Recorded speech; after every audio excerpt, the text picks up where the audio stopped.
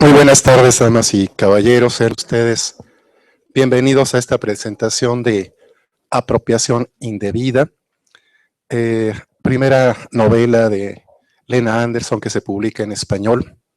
Tenemos aquí a la autora que ha viajado desde tierras lejanas para encontrarse con un clima que supongo le ha de parecer tórrido, porque ahora Guadalajara nos recibió con mucho calor, también muy calurosamente, en el sentido de con el cariño de siempre. Apropiación Indebida ha ganado al menos 2 premios literarios hasta el momento. El premio, no recuerdo cómo se pronuncia, pero intentaré decirles cómo se lee. El premio August y el Svenska Dagbladet, espero haberlo dicho bien. Y bueno, pues con esta obra se da a conocer a los lectores en lengua española. Para presentar este libro está con nosotros la ganadora del premio Alfaguara de este año, Carla Gelfenbein, autora de Casa, con varias novelas publicadas. Ella es orgullosamente chilena. Y por cierto, es su cumpleaños, cosa que me parece particularmente afortunada. Ya la pena, no debí decirlo, quizá, Carla, ni modo. Ahora sí que te amuelas, como decimos en este país. Y también está con nosotros un autor de Casa, a quien he tenido la fortuna de editarle un par de libros y espero, Jorge, que haya más. Por cierto, acabando esta presentación, tenemos que irnos corriendo a la presentación tuya. Presenta, no publicado para Alfaguara, No eres perfecto ni modo, pero su libro, Solsticio de infarto, van a estar sus 2 hijos ahí, creo que tocando alegremente, así que saldremos corriendo para allá. Entonces, bueno, ya abusé demasiado del micrófono, los dejo con ustedes, recibámoslos como merecen. Bravo.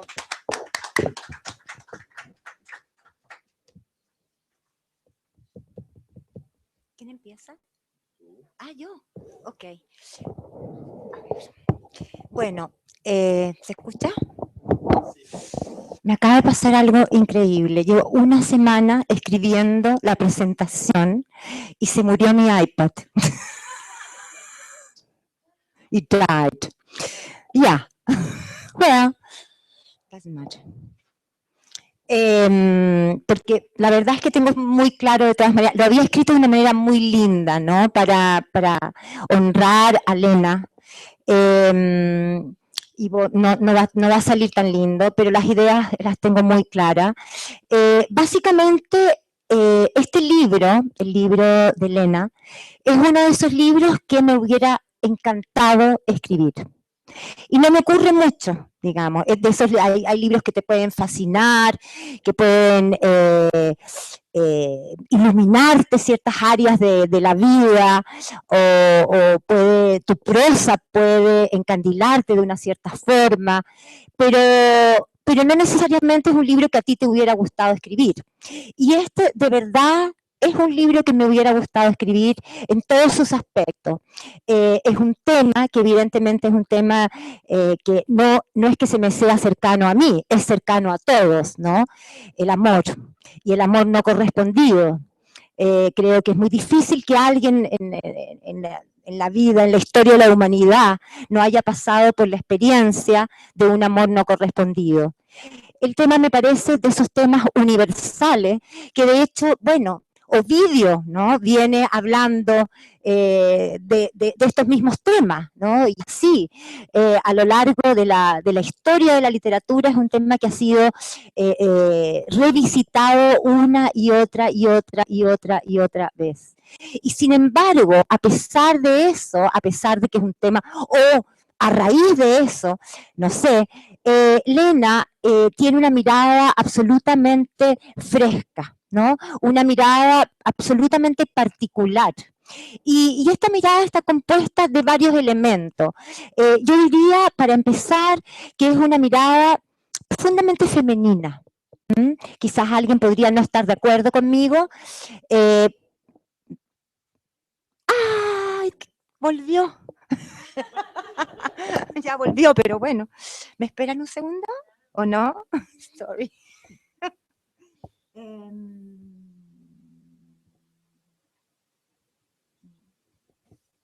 Ok, perdón. está al revés. Sorry. This never happened to me before in my life. Pero bueno, siempre una primera vez. It was very good even without the notes. Was it? Yeah. Okay. Okay, maybe I should go on. I should go on. Pero esa idea, digamos, era una idea que tenía muy clara, ¿no? De efectivamente es una novela que revisita un tema que para todos es latente, es vigente.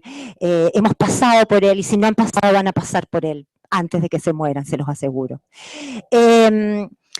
Y esta mirada que tiene Lena, profundamente femenina, por un lado, y por el otro, y creo que esto es clave, es increíblemente honesta, ¿no? Hay una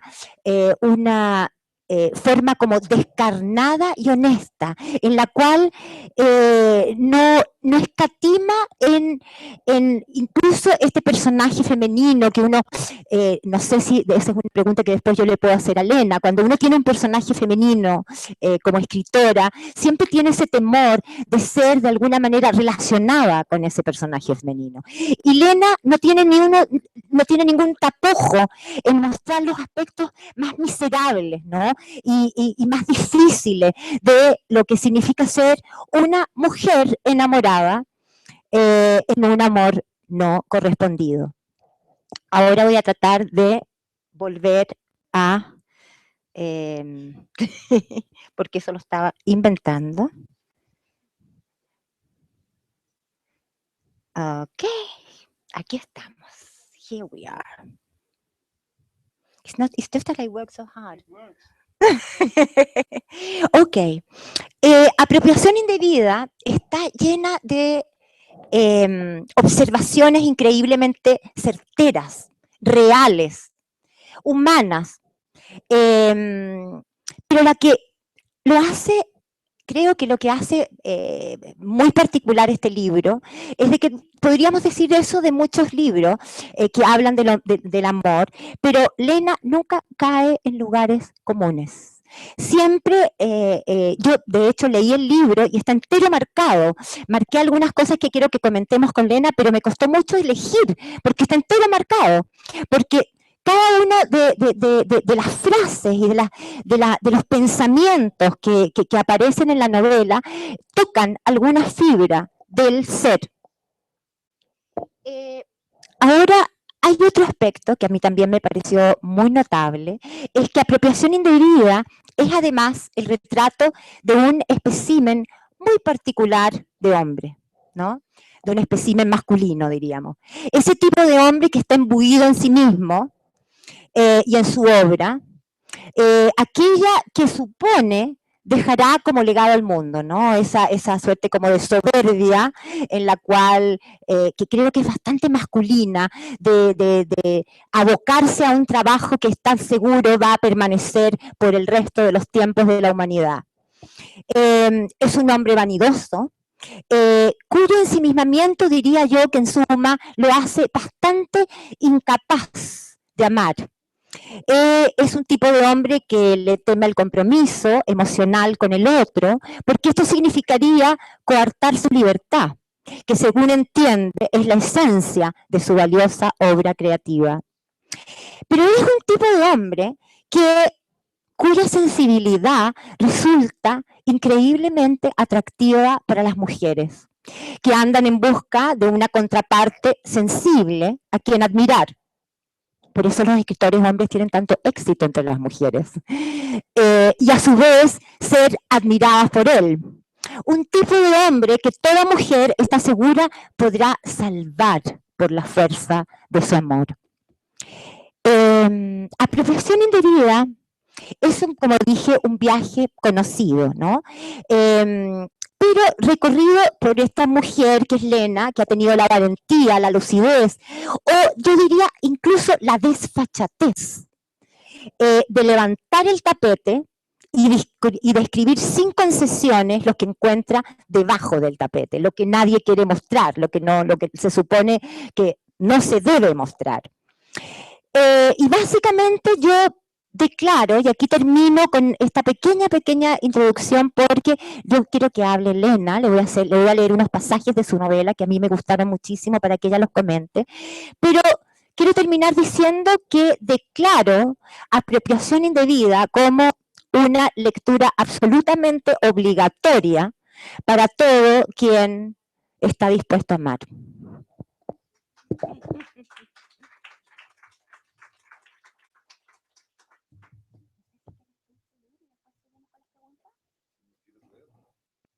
Era para que ella hablara.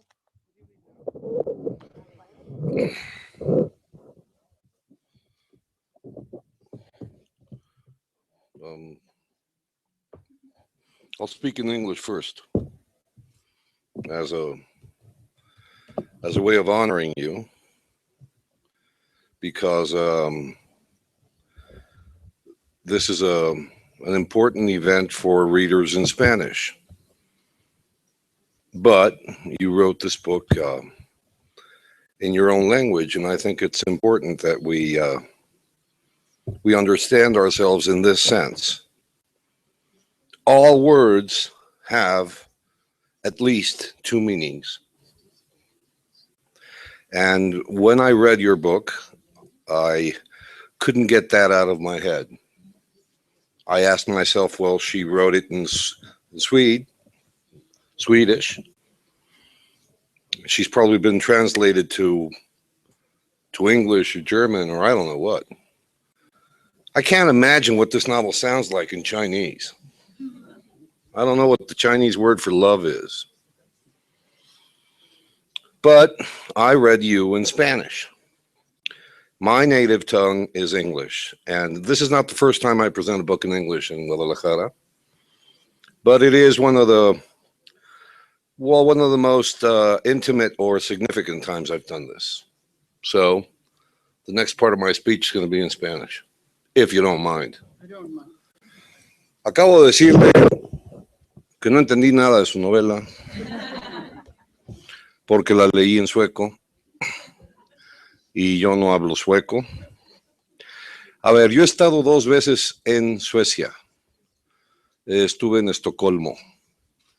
Y si yo pudiera, volvería por lo menos una vez cada año. A mí me encantó lo que yo vi, viví y escuché en Suecia. Recuerdo con gran afecto las personas que me miraban en una lectura de cuentos y decían "Tack så mycket". Y yo decía, wow. Y luego un loquito que llevó flores a una lectura de cuentos y las flores eran para mí. Actualmente somos novios, nos escribimos. Mi esposa lo entiende.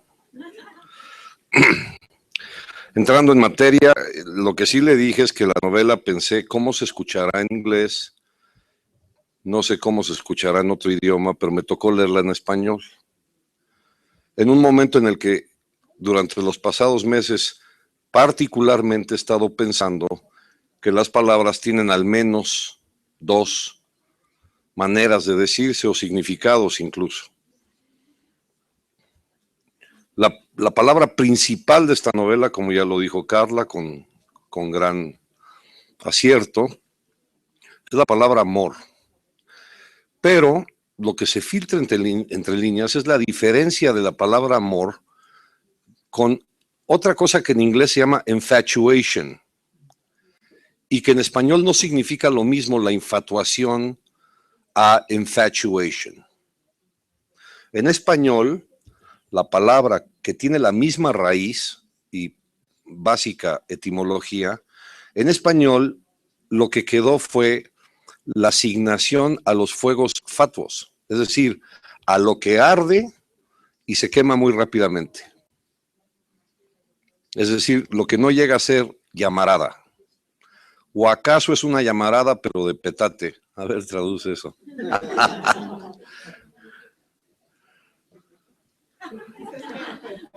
I'm giving her hell. Exacto. Entonces,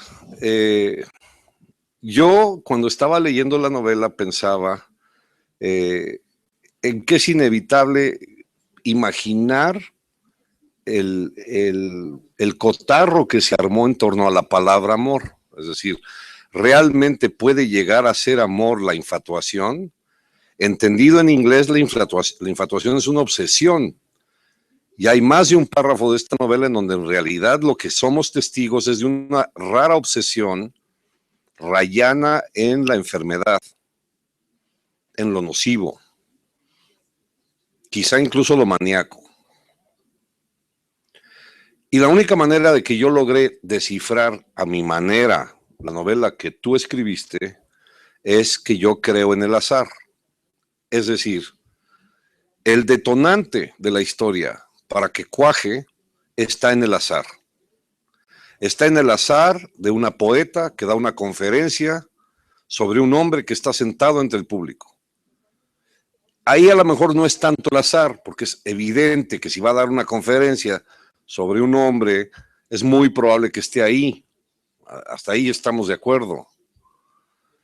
Pero hay un afortunado azar en que de pronto se cruzan las miradas, se conocen y de ahí florece un ramillete de párrafos que no se necesitan muchas páginas para poder enredarte en el laberinto en donde todas las palabras, todas, tedio, felicidad, cariño, ternura, distancia, tiempo, me parece que de pronto entran en un carril que tiene que ver con el deseo.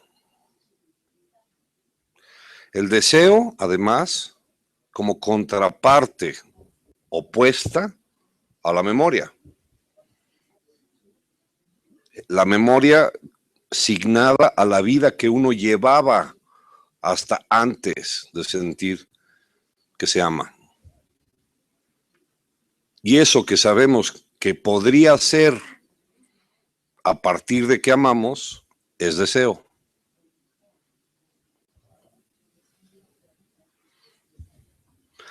Yo no me quiero alargar porque evidentemente queremos que hables tú y que leas tú. Ojalá y trajeras la edición sueca para que yo pueda entender mejor tu novela. Por supuesto que me llama la atención que Carla lea los párrafos en español, porque tiene que ser la voz de una mujer la que lea. O por lo menos también hay otro párrafo que quiero leer yo, aunque parezca que la leo con voz de mujer. Si me pueden imaginar sin barba, se los agradezco.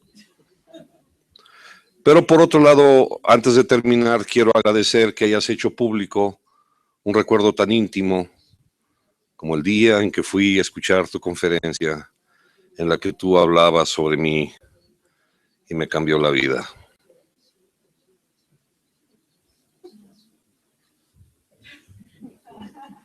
Dicho lo cual, les pido un aplauso para Lena Andersson.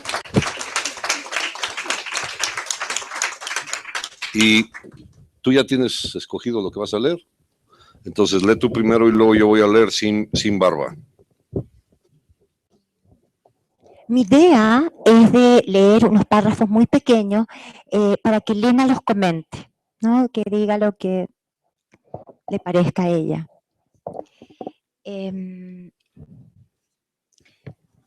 Vámonos. Sabía que las palabras eran su escudo, la muralla detrás de la cual se refugiaba para esconderse.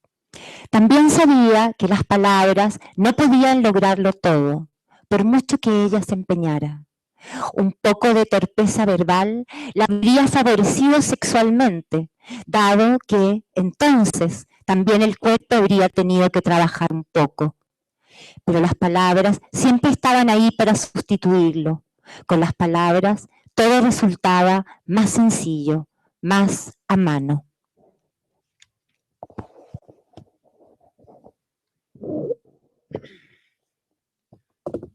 Speak in Swedish now. Well, thank you very much for these wonderful presentations. They were really, I feel honored. Unfortunately, as always, I forgot the book in Swedish in my hotel room. Otherwise, I could have read this passage in Swedish, of course. But now I can't, because I'm not one of those writers who knows the text by heart. I don't usually remember what I wrote. You want me to start by commenting on this passage, for instance? Yeah. What I want? Yeah. It's your show. Yeah. This passage. Well, the first chapter of this book presents Esther. In a way, she's the main character. Esther Nilsson is her name. I present her as extremely. She's almost an intellectual superhero. She has published 8 books by the age of 31, very small ones. But she's a poet and a philosopher. And in the second book about her, which is not yet in Spanish, it turns out she also studied. I don't know what, technical physics, something like that. So she's very multifaceted, and I wrote that chapter in order for the reader, because back then I didn't know how this would be received, of course. In order for the reader not to think she's a bimbo or a stupid person. So I wanted to have that first chapter where I establish her as totally serious and intellectual and sensible and everything. And then she falls in love and things start to change. And in that chapter, there's a passage where I describe her way of thinking about the existence, that it is possible to understand it, first of all, and that there must be a way. It would be strange if we lived in a world where we didn't really understood, where we weren't able to understand what goes on. So she firmly believes that we perceive the world as it is. And then there's a novel that follows where she perceives the world as it should be, but as it isn't, because she really meets a man that she doesn't understand. And she thinks he's more or less the same as she is and has the same ethical standards. And it turns out that's not the case. So her whole philosophy is sort of turned upside down. And in that chapter, there is a line, I think, where it says that the book is about this terrible. Is this what I hear? Could we put this? I hear Spanish here. That there's that this book is about this terrible divide between words and what you can do with words and what your actions are, and how you can use words to hide and to be dishonest instead of honest. So I sort of return to that idea here in the passage that you read, but also that Esther, if I remember this correctly, this is where Esther realizes in a way that she also hides behind words. She wants to talk and talk and talk, and if she were not as good with the words, she would have more. If she didn't try to talk about everything, she would have more success with the sexual in the sexual area, because the men she meets, they don't want to talk as much and discuss things. So how language can be a hinder, a hinder. That's what this is about, and also how I don't really remember what this is about here, and I'm sorry I can't really understand it. But there are other parts of the book where there are terrible misunderstandings in the language going on, and it's also typical of a person being infatuated or in love and very sensitive to every nuance. And that's not just Esther, that's the way it is. I try to write about things that I believe this is the way it is, no matter who you are. And in this situation, this is what happens. For instance, she goes to Paris to heal her wounds after he has rejected her without saying that he rejects her, but he just fades away when she has a few demands on him. And then he's not interested anymore, and she goes to Paris because she's suffering so much and to heal her wounds. And he calls her, the man that she loves, calls her when she's in Paris. It turns out that it's not, or maybe we don't know, but it's what we call in Swedish, translated into English, a pocket call, when the phone rings by itself in the pocket because you happen to push the wrong button. So he had no intention to call her, and when she answers, he's not there. And so she stands on a Parisian street and calls out, hello, hello. And then she feels, after 5 hellos, it's being pathetic. So she can only say hello 5 times. Then she feels, I have to put this phone down now and realize he didn't call me. And then the next day, she can't resist the temptation to call him up, because that's what she always wants to do. She takes any pretext to call him and asks him if he called her, and he didn't. But he has a nice chat with her. And when he hears she's in Paris, he can talk more easily, because then she's far away. And that's what he likes, distance. So then she gets her hopes up again a little bit, because he's so nice again. And he ends the conversation by saying, well, let's hear, very casually, let's be in touch when you get back to Sweden, to Stockholm. And she takes this literally. She thinks he wants to meet again, because the relationship is they have no relationship anymore. But she thinks, why would he say that if he doesn't want to start over again? So she thinks, well, I'm home in 2 days. So she calls him. She thinks they have a date. So she calls him when she gets home. The minute she gets home, and then he doesn't remember anymore that he said that, of course, because it's a phrase. Let's be in touch when you get home. I mean, it could be in 3 months or half a year or something. It doesn't mean let's be in touch when you get home. It means I don't dislike you. It means something else. But she hears only that, which is not strange. I mean, which is a normal reaction. And she takes language and everything seriously. And really, I would say you can't say that to someone who hopes to have a relationship with you. That's absolutely forbidden. You have to be very, very strict with someone who wants something from you. But that's the problem with Hugo Rask, whom you described very well. That he wants her a little bit. Otherwise, there would be no problem and no novel. He doesn't not want her, and he doesn't want her.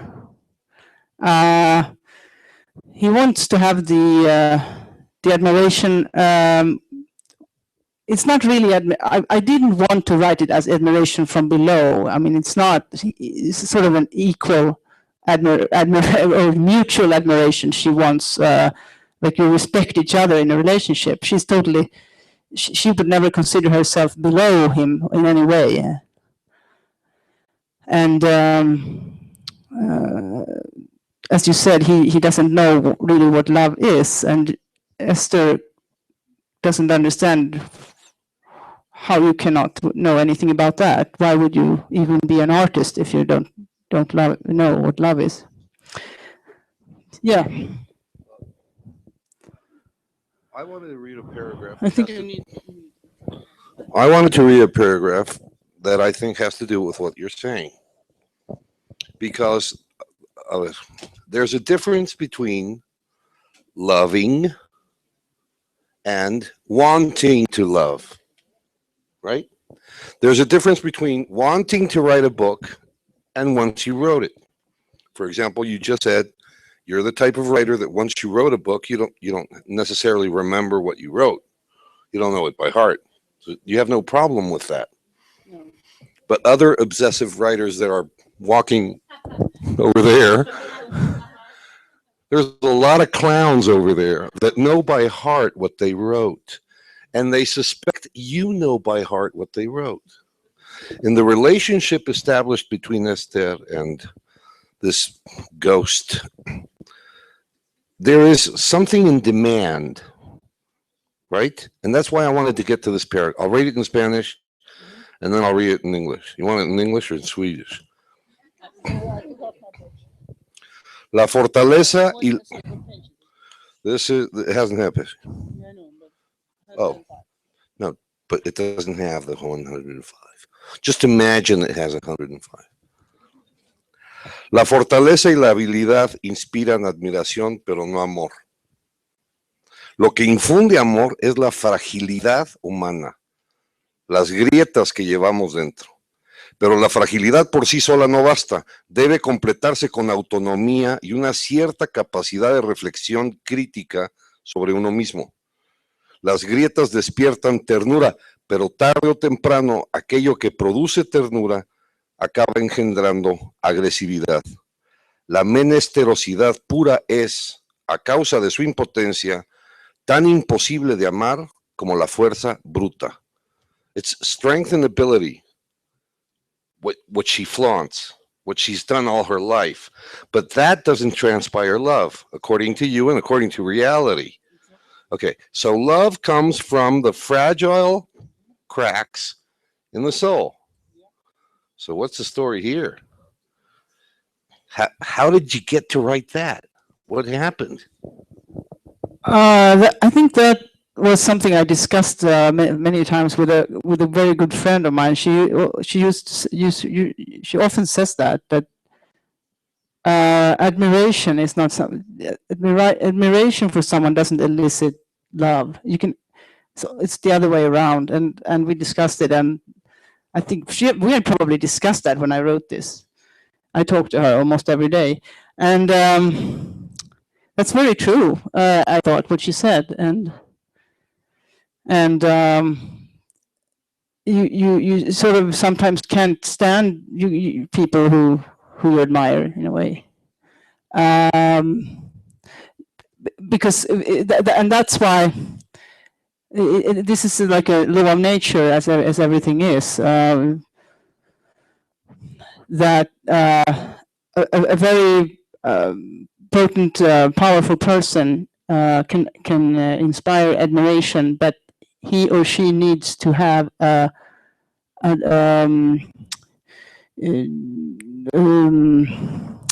something going badly. Oh, yeah, and even a situation where something goes badly for them, for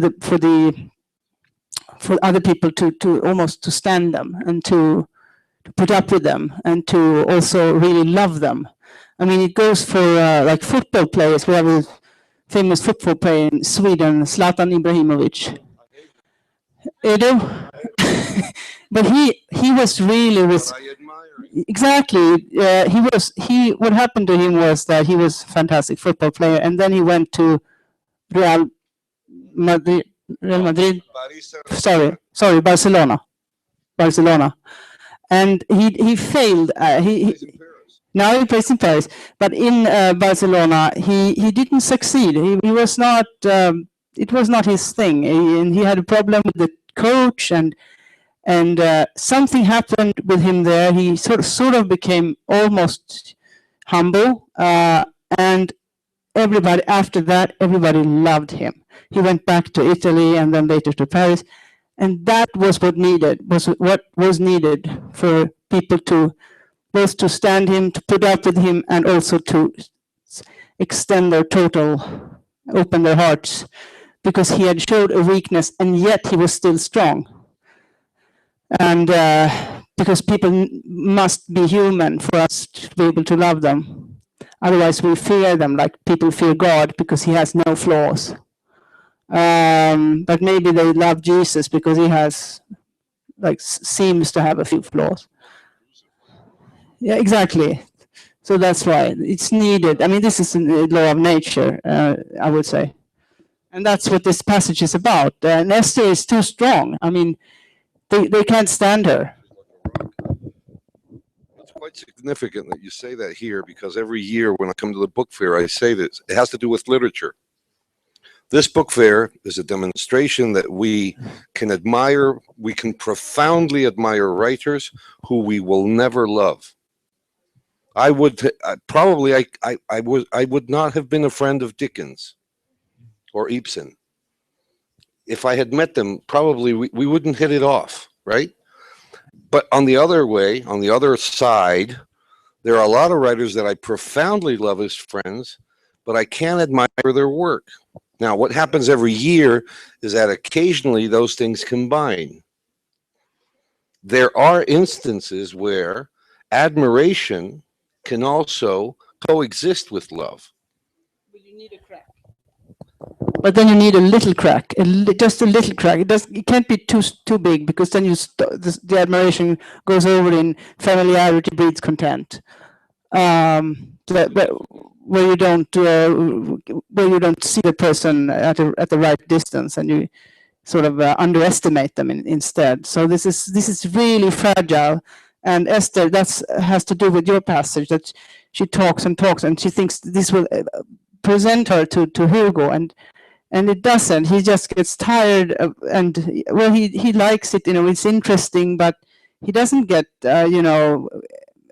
aroused or anything by it. They have a sexual encounter, three, which is much more than one, Esther thinks. But he's sort of exhausted by her intensity, and also he could never stand being in a relationship where he's not the king, of course.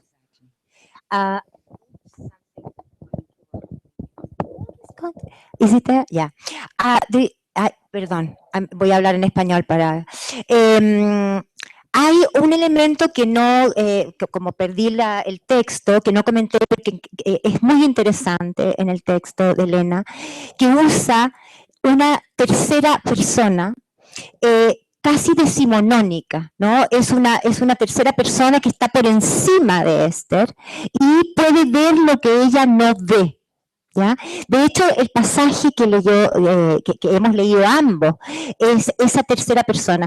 Y en ese sentido creo que Lena ha sido muy valiente, porque es una tercera persona que ya no se usa, que se usa, es casi del siglo XVIII, ¿no? Ese narrador omnipresente. Y sin embargo, en esta novela, Lena construye un personaje que es Esther, justamente, que no ve. ¿Ya? Yo no la encuentro patológica, perdón. Ahí no estoy en absoluto de acuerdo con mi compañero de presentación. Creo que todos los sentimientos de Lena son increíblemente humanos, ¿no? Absolutamente posibles. El de no leer al otro, de hecho el otro está siempre en un espacio que uno no conoce y está siempre uno suponiendo que lo que pasa al otro lado. Por lo tanto, yo no la siento obsesiva, la encuentro muy normal, muy mujer, de alguna manera. Es mi opinión, no sé lo que va a decir Lena. Me gustaría mucho que comentara sobre esas dos cosas. Una, cómo encontró este maravilloso narrador omnipresente que pone las cosas en su lugar, lo que Esther no puede ver. Y dos, ¿qué piensas con respecto a ese segundo punto? Si es que efectivamente tú consideras a Esther un poco enferma mental, porque yo en absoluto, o simplemente una simple mujer.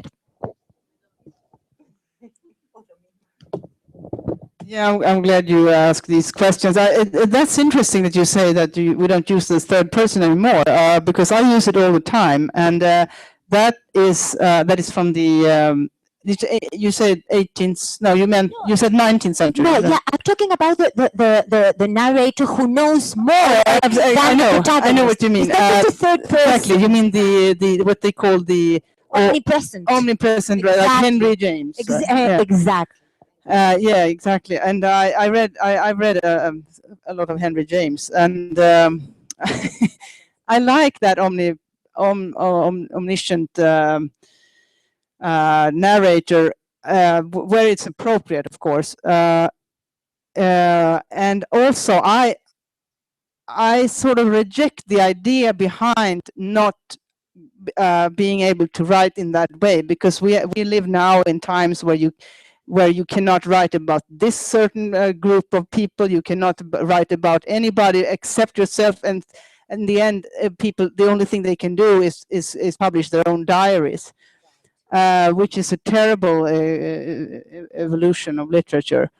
I think literature is about one of its strengths is that we can enter other people's heads, and then the reader will have to decide if is this interesting or not. So there is no problem in that. And it was absolutely essential and necessary for me to have a third, not only a third person narrative, but also someone who knows more than Esther. First of all, to spare the reader from being too annoyed with her. They are anyway, they are annoyed with her, the readers, many of them. And that they have two valves where the air goes out, sort of. And that's the female choir, the Amiga chorus, the Amigas. And also this third person who knows more and can explain a few things, because I wanted actually, which is very risky, I wanted to explain a thing or two in this book. I have studied this subject so closely, and I've done a lot of research in my life, and I have discussed it with so many amigas myself that I just wanted to tell people what I have seen and what I think about it.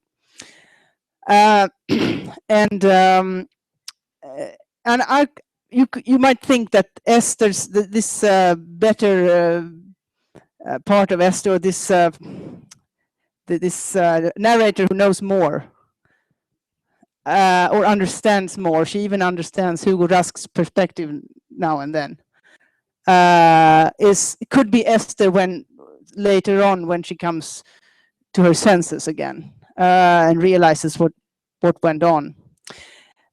Is this a very feminine or what did you say, female thing? No, I'm just saying that she's not mad, she's not obsessed. Oh yeah, she's exactly. She's just, this is very, something very normal at the end, Oh yeah, I'm very grateful that you say that, because that was my great struggle when I wrote this. How will I get people to understand that this is totally normal?